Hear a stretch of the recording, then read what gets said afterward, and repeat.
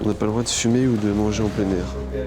Ne pas fumer, ne pas manger, ne pas toucher la végétation, ne rien ramasser, porter un pantalon et des chaussures fermées, pas vraiment rassurant. Le danger ici, c'est la poussière. Les radionucléides peuvent s'y cacher. S'il y a de la poussière sur tes doigts et que tu touches ta bouche, tu pourrais en inhaler. Et ça, c'est mauvais. C'est un bâtiment de béton et de rouille. Une épave qui, depuis 25 ans, menace toute l'Europe. Aujourd'hui encore, le réacteur numéro 4 de Tchernobyl est en danger. À l'intérieur, 200 tonnes d'uranium fondu, un magma extrêmement radioactif dont personne ne sait quoi faire. Et pourtant, depuis quelques mois, il y a de nouveaux visiteurs sur le site. Maintenant, nous sommes très proches du réacteur nucléaire de Tchernobyl. Donc nous allons nous arrêter devant pour faire des photos. Depuis le 1er janvier 2011, les autorités ukrainiennes ont officiellement ouvert la zone de Tchernobyl au tourisme. Désormais, le réacteur est photographié comme la Tour Eiffel ou la Statue de la Liberté. Nous pensons que c'est un héritage important pour l'humanité. C'est important pour l'humanité. C'est quelque chose qui ne peut pas être pardonné. Enfin, oublié. Pardonnez non plus. Sur le site, ce jour-là, un groupe de Français. Ils sont membres d'une association humanitaire qui vient en aide aux enfants irradiés de Tchernobyl. Qu'est-ce que vous ressentez ici? Vous avez l'impression de vivre un moment un peu unique ou... Oui, bien sûr. Oui, parce que je pense que ça peut arriver chez nous. Hein. Et on peut penser c'est des choses à tous ces gens qui y sont restés quand même. C'est impressionnant. C'est pas spécialement un plaisir de venir ici, honnêtement. Le voir sur des photos, c'est bien, mais le vivre, c'est partager quelque chose, c'est justement partager le fait que participer à leur douleur. Et voilà, eux, ils sont restés je sais pas combien de temps. Nous, on va venir, on reste un quart d'heure et on s'en va. Beaucoup de gens devraient venir ici? Ça dépend dans quel but. Dans quel esprit? C'est pas une visite touristique. Dans quel esprit tu viens? Si c'est dans un but de voyeurisme, il ne faut pas venir. Qui sont ces touristes des temps modernes venus visiter les vestiges d'une catastrophe nucléaire? Quels risques prennent-ils à passer plusieurs heures sur ces terres irradiées? Et que reste-t-il à voir 25 ans après sur le site du plus grave accident technologique de l'histoire de l'humanité? Voyage guidé dans la zone interdite de Tchernobyl.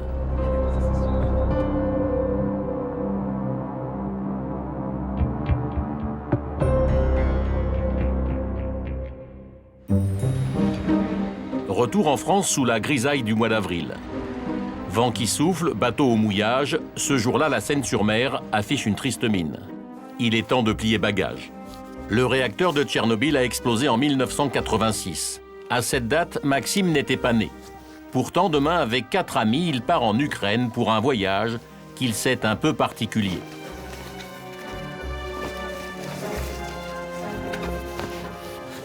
Je vais pas le montrer à mes camarades de voyage parce qu'ils vont se foutre un peu de ma gueule.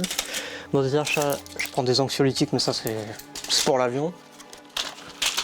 Mais je vais prendre quand même un petit masque, je sais pas. Moi, je me dis toujours, il vaut mieux que je sois plus intelligent que les autres, je suis plus protégé. C'est mieux à la limite. La valise Tchernobyl, elle est différente des autres voyages, en ce sens où vous avez des vêtements que vous allez balancer, parce qu'il y aura des particules hautement radioactives dessus. Voilà, donc voilà. À Tchernobyl, la radioactivité est en moyenne 35 fois supérieure à la normale. Rien de dangereux pour la santé, promettent les autorités. J'ai 24 ans. Mais Maxime, à la veille du départ, préfère quand même consulter un médecin généraliste. Alors, donc je viens vous voir parce que je vais faire un voyage en Ukraine. Comme j'ai un collègue qui, sur internet, il a dit qu'il allait voir son médecin pour lui faire prescrire de l'iode et lui demander son avis. Alors, je fais pareil. Bon, oui, effectivement, on prescrit de l'iode en cas d'irradiation. Ouais. Est-ce que ça a un intérêt en préventif si tu vas dans une zone qui a été irradiée? Très honnêtement, je ne sais pas. Un peu dépassé, le médecin va appeler une pharmacienne. Elle lui répond quelques minutes plus tard. Bonjour Dr Herman, vous m'avez appelé pour commander des comprimés d'iodure de potassium. Donc on ne peut pas en avoir puisque c'est l'État qui bloque ou alors c'est peut-être au niveau de l'armée. Enfin mais nous en tout cas on ne peut pas s'en procurer. Voilà. Je vous remercie, au revoir. En France, les comprimés d'iode sont distribués sur ordre des préfets. Mais le médecin ne s'avoue pas vaincu, il propose un drôle de médicament. Alors, le sel, tu peux acheter du sel enrichi en iode. Ah bon? Tu le bouffes comme ça. C'est pas... Moi, pourquoi pas? Tant qu'à Je sais pas, je dis peut-être des bêtises. Je sais pas... Du sel de table contre les radiations, nous avons vérifié, totalement inefficace. Faudrait que j'ai la composition. Mais Maxime devra s'en contenter. Ça vous paraît pouvoir être une solution? J'hésiterai pas à manger salé le jour où je voyage. Un petit peu de sel, non mais...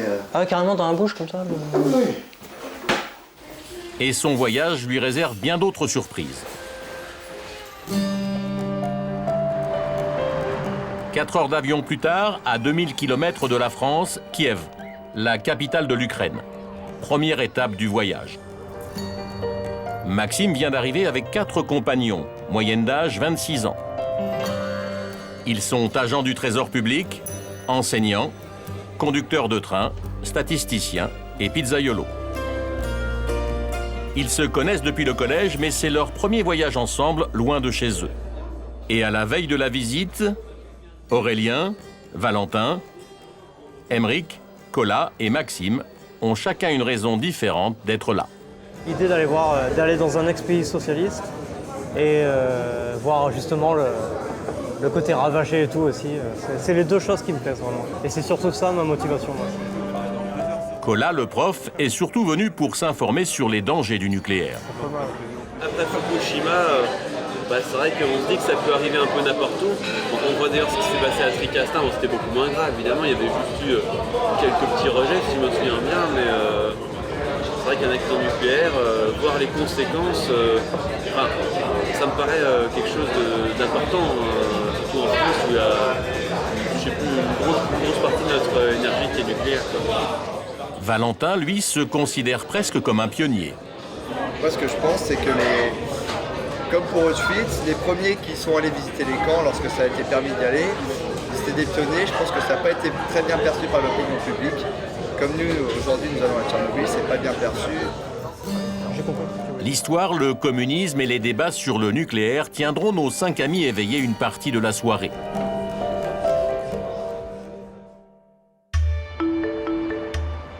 Le lendemain, une cinquantaine de touristes est au rendez-vous.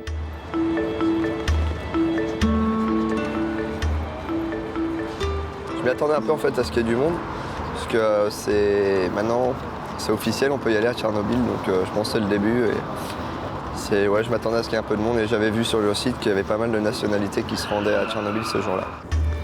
Tarif de la visite, 115 € par personne. Depuis que la zone de Tchernobyl a été ouverte aux touristes, ils sont 1600 à avoir acheté leur billet.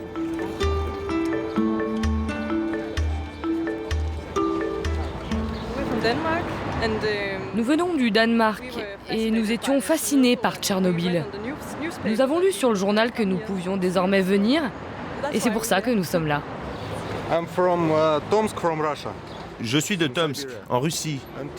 Je viens de Sibérie. Je ressentais le besoin de venir ici. Tout le monde se demande pourquoi je viens là. Mais vous savez, pour moi, c'est très intéressant. C'est une sorte de machine à remonter dans le temps. Pour aller dans le passé, 25 ans en arrière en fait. Avant de partir, Colas dégaine un petit objet, son compteur Gégère. Alors là, il nous donne une valeur qui est c'est la quantité de radiation dans un temps donné. Le compteur indique pour le moment 0,12 microsieverts par heure, la même mesure qu'en France, mais ici, le chiffre va continuer de grimper. 0,24, 0,2 microsieverts. Oui, c'est un peu plus élevé qu'en France, mais bon, ça reste assez. Là, ça reste inoffensif. 0,24, c'est effectivement encore peu. C'est à partir de 1000 microsieverts par an que, pour l'homme, le risque de développer un cancer augmente. Départ pour Tchernobyl, il y a 120 km à parcourir. Pendant le trajet, les touristes ont droit à une petite vidéo. Elle montre des sites que les visiteurs ne pourront pas voir. La radioactivité y est beaucoup trop élevée. Ces zones-là restent interdites. Au fond du bus, les jeunes Français guettent le moment où le compteur Gégère va s'emballer. Là, pour toujours rien. Bon, par contre, je pense que quand on va s'approcher avec la centrale à 100 mètres, il va faire la gueule. Franchement, si on n'est même pas à 1 millisievert par heure, moi je serais déçu.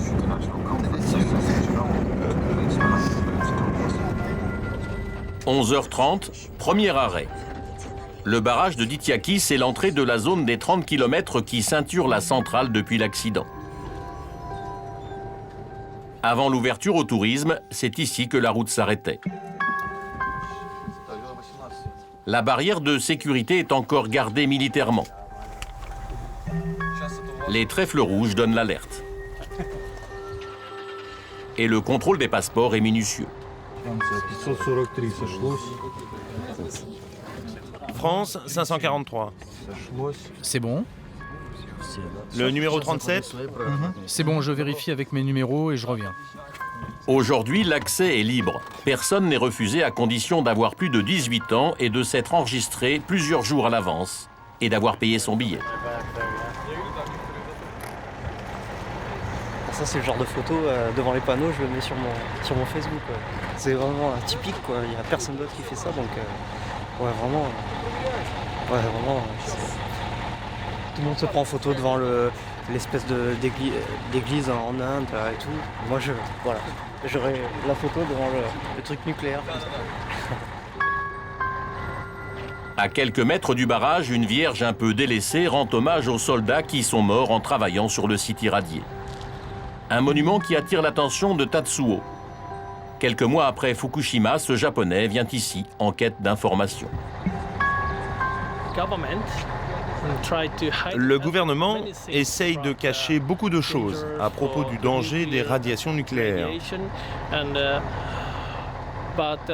Et il y a quelques mois, le gouvernement japonais a même annoncé que Tchernobyl n'avait pas tué tant de gens que cela. Ils ont dit que c'était triste, que des gens soient morts lors de l'accident, mais qu'il n'y avait pas vraiment eu de problème majeur par la suite. Donc j'ai décidé de venir ici et d'essayer de voir et de ressentir ce qu'il se passe ici. Je veux être un témoin de cette situation.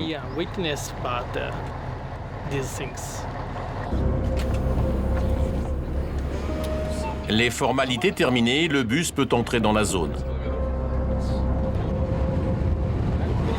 Tout autour de nous, un monde irradié.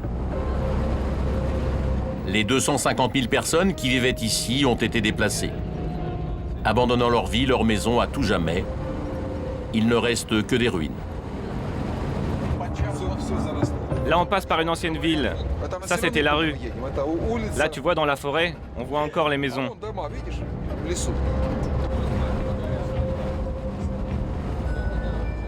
Mais un peu plus loin, le bus s'approche d'une bourgade. Tchernobyl. À moins de 18 km de la centrale nucléaire, voici Tchernobyl City. Une vraie ville avec de vrais habitants.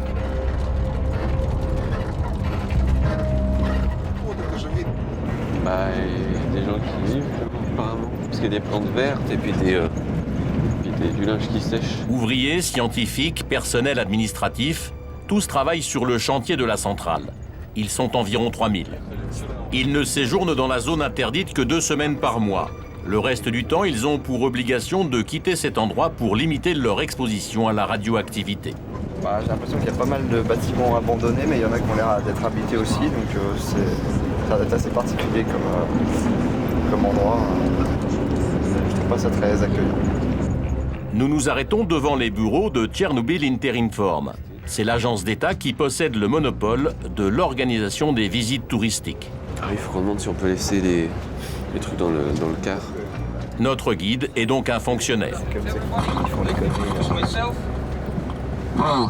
Bonjour, je m'appelle Yuri, je serai votre guide dans la zone interdite. Mais avant tout, je vous invite à venir dans nos bureaux. Allez, allons-y. Les 5 Français posent le pied sur le sol de Tchernobyl et sont directement conduits dans un local de l'agence. Nous découvrons qu'avant d'explorer la zone, les touristes vont devoir signer un document.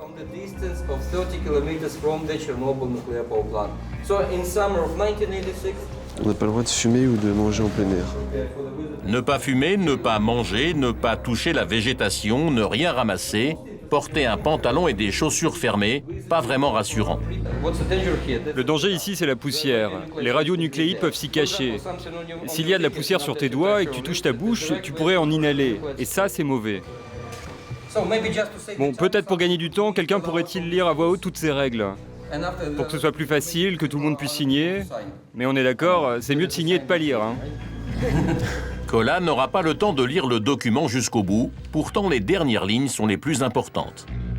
L'administration et l'agence Tchernobyl Inter-Inform ne pourront pas être tenus responsables d'éventuels problèmes de santé consécutifs à la visite de la zone interdite. En fait, ce document signé à la va-vite n'est rien de moins qu'une décharge. Non, je préférais ne pas signer ce document. Précaution juridique prise par les autorités ukrainiennes. Que faut-il en penser? Visiter Tchernobyl serait-il finalement dangereux? À Kiev, nous sommes allés au ministère du Tourisme pour poser la question. Nous sommes reçus par le vice-secrétaire d'État Dmitry Zarouba. Sa réponse est étonnante. Si on suit le parcours défini, la visite n'est pas dangereuse. Il y a des règles. Par exemple, passer sous un portique de contrôle de la radiation à la sortie de la zone. Mais vous savez, dans le réacteur de Tchernobyl, il y a toujours du combustible radioactif qui peut s'avérer être une source de risque.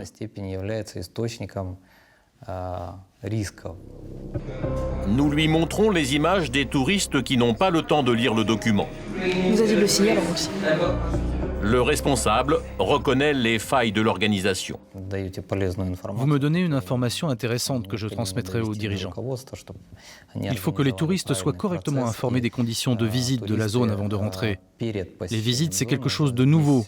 Nous en sommes à nos balbutiements. Retour sur le site de Tchernobyl où la visite a commencé. Sur votre droite, un monument en hommage aux pompiers. Il y a déjà du monde, donc on reviendra plus tard. En fait, le bus ne reviendra pas. Pas un mot donc sur les 28 pompiers morts au premier jour de la catastrophe. Pas un mot non plus sur les 100 000 liquidateurs qui ont perdu la vie en intervenant sur le nettoyage du site. L'agence qui organise la visite évoque très peu le bilan humain de l'accident. L'idée, c'est plutôt de faire crépiter les dosimètres. Alors maintenant, nous pénétrons dans la zone des 10 km autour du réacteur. Les endroits dangereux où il y a le plus de radiation sont tous concentrés dans cette zone. Ici, la vie a complètement disparu. Les villages irradiés ont tous été enterrés. Il y avait autrefois un hameau de 1000 habitants, Kopachi. Il n'en reste quasiment rien. Allons-y, si vous avez peur, vous pouvez rester dans le bus. Le guide conduit les visiteurs à l'intérieur d'une petite forêt. Au bout du chemin, le squelette d'une crèche encore contaminée. Ça commence à faire, ouais. 3 micros. Rien, t'as pas un masque pour moi. Maxime a oublié son masque de protection à l'hôtel. Il reste tétanisé sur le bord du chemin. Je préfère avoir le masque parce qu'il y a plein de feuilles. J'ai les poumons fragiles déjà que je fume. Mais à ce stade de la visite, un bout de tissu aurait-il fait la différence? On va être à 3 ou 4. Laisse ou c'est? Ouais. Ou 262. Ouais, on était à plus tout à l'heure. Ça. Kola, lui, compteur Gégère en main, oscille entre l'inquiétude et l'obsession de voir monter le niveau des radiations. Dans ce coin où c'est un peu moisi, tu dois peut-être avoir... Mais bon, ne risque pas, c'est pas la peine. Hein. Ne risque pas, mais bon, voilà. Le guide, lui, déniche facilement les bons endroits. Le compteur ici affiche près de 6 microsieverts. Ici, c'est l'endroit où s'est écoulée l'eau qui a lavé toute la poussière du toit.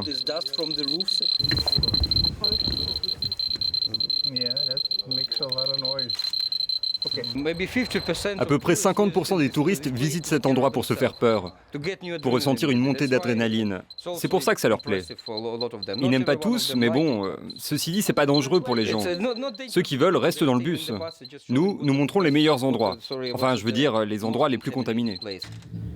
Parmi les 5 amis, il y en a un que les radiations effraient. Parce que tu sortiras pas du... C'est Emeric qui n'a pas bougé de son fauteuil. Autant je comprends que mes camarades soient vraiment très intéressés, et je le comprends très bien, mais qu'ils aillent sans un minimum de protection. Parce que là, quelque part, le fait d'être dans le bus, malgré tout, même s'il y a quand même des courants d'air, malgré tout, on est quand même un peu plus entouré, donc un peu plus théoriquement protégé. Mais de toute façon, ça répond à mes attentes en matière de découverte de Tchernobyl et du site, donc à ce moment-là, moi, ça me suffit. Pour les touristes en mal de sensations fortes, le bus fait un détour par ce qu'on appelle la forêt rousse. Mais là, pas question de s'arrêter. Je pense que c'est la zone de forêt la plus contaminée.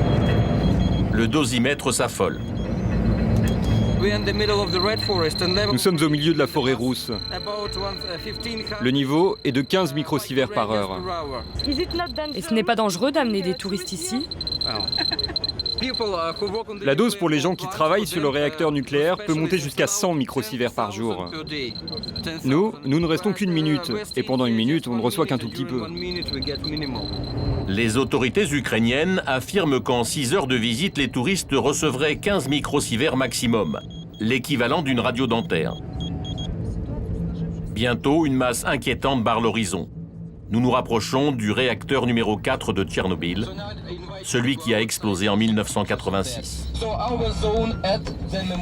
Ne vous éloignez pas du monument, restez près de la statue. S'il vous plaît, ne vous approchez pas de la barrière. Ne prenez des photos que du réacteur numéro 4.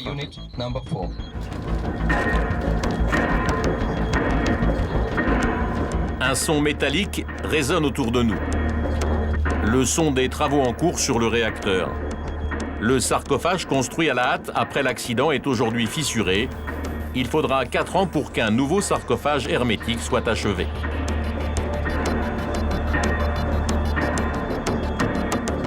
Combien de personnes sont-elles mortes depuis l'explosion du 26 avril 1986? Selon les chiffres officiels, environ 10 000. Selon les ONG, 5 à 10 fois plus.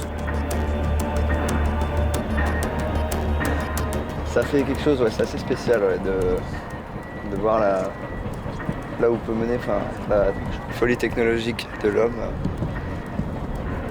C'est impressionnant, ouais, vraiment. Mon père répond pas, j'aurais aimé lui dire je suis à 300 mètres du réacteur. Kola, lui, est toujours focalisé sur son compteur. Mais ici, l'appareil arrive à saturation. Ça n'a pas été conçu pour ça. Ça a été conçu pour mesurer des doses. Ça montre qu'avec le nucléaire, on ne peut pas tout prévoir, parce que ceux qui ont prévu cet appareil, ils n'ont pas prévu qu'on irait mesurer ce genre de choses. Au pied du monstre d'acier, la radiation est 100 fois supérieure à la dose naturelle en France. Notre guide, Yuri Tatarchuk, accomplit la visite une dizaine de fois par mois. A priori, la radioactivité ne semble pas l'inquiéter. Pour moi, c'est juste mon lieu de travail. Et vous savez, c'est un lieu de travail normal pour beaucoup de gens qui travaillent sur la centrale. Et ça vous plaît de travailler ici? Est-ce que ça me plaît? C'est mon boulot. Mais j'aime mon boulot. Yuri ne nous en dira pas plus, mais les guides qui travaillent ici savent bien qu'ils mettent leur santé en danger. À l'extérieur de la zone, à 80 km de Kiev, nous avons rencontré un autre guide. Il s'appelle Maxime, il a 33 ans et comme tous les guides, pour préserver sa santé, il ne travaille que 15 jours par mois dans la zone irradiée.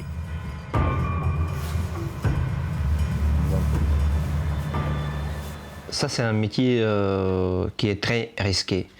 Si vous ne suivez pas des règles, si vous ne les respectez pas, ça peut provoquer les particules radioactives. Contact avec ces particules peut provoquer les maladies comme leucémie, cancer et beaucoup d'autres choses. On est obligé de passer une fois par an. L'examination médicale à l'hôpital de Tchernobyl. Le dernier fois, moi j'ai eu de la chance, j'étais très très clair, très très pur, pas du tout de radionuclides dans mon organisme. Pas du tout. Vous avez eu de la chance. Voilà ça. C'est ça. Vous n'auriez pas toujours cette chance, vous pensez? Tout est possible, tout peut arriver dans la vie, je sais pas. Maxime a accepté ce travail parce qu'en 15 jours seulement, il touche 300 €, c'est 3 fois plus que le salaire mensuel d'un professeur d'université. C'est pour ça que Larissa, sa mère, a d'abord soutenu son choix. Il y a plein de chômage en Ukraine. Et quand il a commencé ce travail, son épouse était étudiante dans une école payante. C'est lui qui payait les cours. Et en plus, ils avaient déjà un petit bébé. Il était obligé de travailler là-bas. Mais aujourd'hui, j'aimerais qu'il arrête. J'aimerais beaucoup qu'il arrête. Parce qu'au fond de moi, je suis très inquiète. Mais d'après ce qu'il nous a confié, Maxime n'a pas du tout l'intention d'arrêter pour le moment.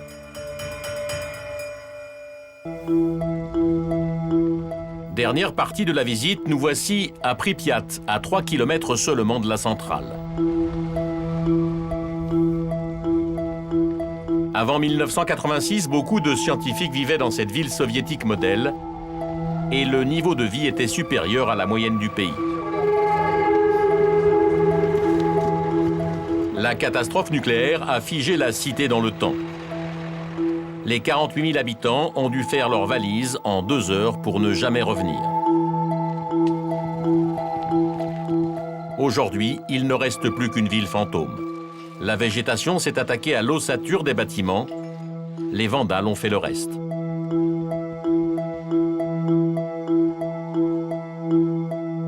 Dans cette école, scène d'apocalypse. Il y a toute une collection de masques à gaz. C'était vraisemblablement distribué aux enfants après l'accident. Il y en a beaucoup. Au lendemain de l'accident, sans doute. Ouais, là, on prend conscience de l'ampleur du désastre qui s'est passé ici en voyant ce genre de choses. Ouais. Puis une école, on a l'habitude de voir ça propre, nickel, alors là, ravagé, ça fait bizarre, Et on se sent un peu mal à l'aise. Les jeunes hommes sont effectivement mal à l'aise, l'ambiance est pesante. Là, tu te sens un peu voyeur. Ça m'intéresse, je suis très heureux d'avoir vu ça, mais c'est non, et je pense pas que j'y reviendrai non plus. Donc je pense après avoir vu ça, il sera peut-être temps de rentrer, quoi. Ironie du sort, ces masques n'ont en fait rien à voir avec l'explosion du réacteur de Tchernobyl. Nous l'apprendrons plus tard, ils ont été déballés et abandonnés là par des pillards qui ne s'intéressaient qu'au métal qu'ils contenaient. En 1986, les autorités soviétiques n'ont pas prévenu immédiatement les habitants des dangers de l'explosion. Alors pendant plus d'une journée, les enfants sont venus étudier comme un jour normal avant d'être évacués avec les autres habitants. La visite s'achève en traversant la carcasse d'un parc d'attractions rouillé. Le silence a définitivement remplacé le rire des enfants. Que sont devenues les 48 000 personnes qui vivaient là? Combien ont été irradiées? Combien sont mortes? Des questions sur lesquelles notre guide ne veut pas s'attarder. Vous n'avez pas l'occasion de parler un peu des victimes? Dites-moi ce que vous voulez savoir et je vous répondrai. Je pense que tout le monde a eu assez d'informations là-dessus. Et puis l'objectif principal d'une visite de ce genre, c'est avant tout que chacun se fasse sa propre expérience pour comprendre ce qu'il s'est passé. À la sortie de la zone, passage obligatoire par le détecteur de radiation. Ces machines d'un autre âge sont censées nous dire si le visiteur est contaminé. Voyant vert, tout va bien, mais il arrive que le voyant soit rouge. Ça sonne pour une personne sur 100. Ça sonne souvent vers les chaussures ou sur les semelles. Alors nous, on fait laver dans l'eau les mains et les chaussures, et ce n'est plus dangereux. Le plus dangereux, c'est si tu inhales. Ça provoque le cancer. Et vous contrôlez ce que les touristes ont inhalé? Non. Non, cette machine, ça suffit. Maxime quitte la visite plutôt rassuré et satisfait. C'était vachement bien. Franchement, c'est une des meilleures visites que j'ai jamais faites. C'est vrai? Ah, super. Surtout la ville après. J'ai même enlevé le masque et tout parce que je me suis laissé porter par le mouvement. C'est super. Mais Emmerich, lui, reste inquiet. Arrivé à Kiev, il se débarrasse de ses chaussures dans une poubelle. Pour le vice-secrétaire d'État au tourisme, c'est une précaution bien inutile. S'il est passé sous le portique de contrôle, il n'y a pas de danger. S'il a envie de jeter ses chaussures, c'est son problème. Oui, mais les experts français, eux, conseillent de laver les chaussures qui ont marché dans la zone interdite de façon systématique.